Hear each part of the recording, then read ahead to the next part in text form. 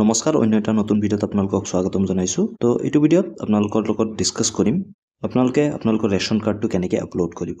আপোনালোকৰ সময় নষ্ট নকৰি ভিডিঅ'টো আৰম্ভ কৰোঁ। আৰু ভিডিঅ'টো আৰম্ভ কৰাৰ আগতে আপোনালোকক কৈ থওঁ, যদি ভিডিঅ'টো ভাল লাগে প্লিজ লাইক কৰি দিব, চেনেলত নতুন হ'লে ছাবস্ক্ৰাইব কৰি দিব, লগতে বেল আইকনো দবাই দিব।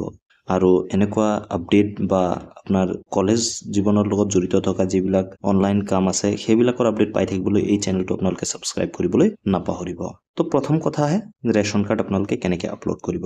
তো বহুতৰে ৰেচন কাৰ্ডৰ অপশ্যনটো অহা নাই আপলোড কৰিবলৈ। তো এতিয়া কি কৰিব আপোনালোকে, আপডেট ফেমিলি ইনকাম ডিটেইলছ। তো ইয়াত যেতিয়া আপুনি ক্লিক কৰি দিব এনেকুৱাকৈ ইণ্টাৰফেচ আহিব। তো ইয়াত যদি আপুনি ফ্ৰী এডমিশ্যন পাব বিচাৰিছে চিলেক্টত ক্লিক কৰি দিব।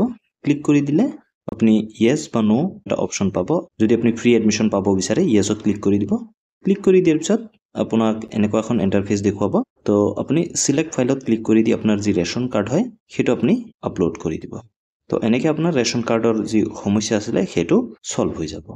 এতিয়া ছেকেণ্ড টপিকটো হ'ল যে আপোনালোকে মেজৰ বা মাইনৰ ছাবজেক্ট যদি সাল সলনি কৰিব বিচাৰে তেনে ক্ষেত্ৰত আপোনালোকে কি কৰিব। কথাখিনি মন দি শুনিব, তেতিয়াহে আপোনালোকে বুজি পাব।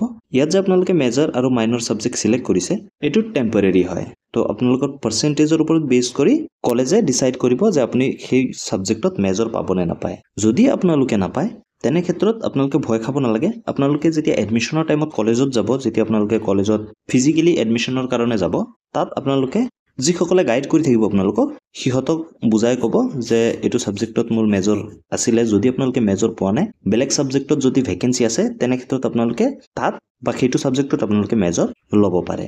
আৰু আপোনাৰ যদি ছাবজেক্ট কিবা চেঞ্জ কৰিব লাগে, মাইনৰ যদি আপুনি এটা ছাবজেক্টৰ পৰা আন এটা ছাবজেক্ট ল'ব বিচাৰে, সেই এডমিশ্যনৰ টাইমতহে আপোনালোকে কৰি ল'ব আৰু সেইটোত সিহঁতে আপোনালোকক হেল্প কৰি দিব।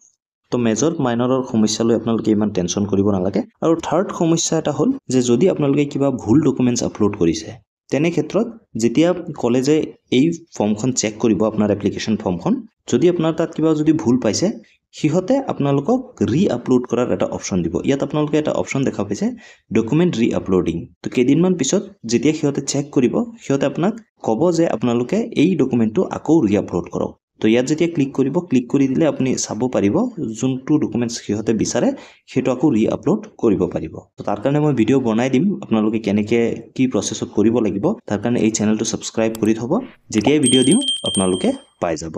তো এই তিনিটা মূল সমস্যা এই ভিডিঅ'টোত কভাৰ কৰিলোঁ। লগতে আপোনালোকক ক'ম, যদি আপোনালোকে কোনোবা এখন কলেজত ছিট নাপায় তেনে ক্ষেত্ৰত আপোনালোকে কি কৰিব বা স্পট এডমিশ্যনৰ কাৰণে কেনেকৈ যাব, তাতো এটা টেকনিক আছে। আপোনালোকে ভেকেঞ্চি চাব লাগিব, আপোনালোকে এনালাইজ কৰিব লাগিব, তাৰপিছতহে সেই কলেজত আপোনালোকে এপ্লাই কৰিব স্পট এডমিশ্যনৰ কাৰণে। যদি আপোনালোকে ছিষ্টেমেটিকেলি নাযায় তেনে ক্ষেত্ৰত কিন্তু আপোনাৰ এডমিশ্যনটো নহ'বও পাৰে। তাৰ ভিডিঅ' আগলৈ আপোনালোকৰ কাৰণে লৈ আহিম, তাৰ কাৰণে চেনেলটো ছাবস্ক্ৰাইব কৰিবলৈ নাপাহৰিব। এই ভিডিঅ'টো আপোনাৰ বন্ধু বান্ধৱী সকলোৰে লগত শ্বেয়াৰ কৰি দিয়ক যেন সিহঁতেও উপকৃত হয়। ধন্যবাদ। জয় আই অসম।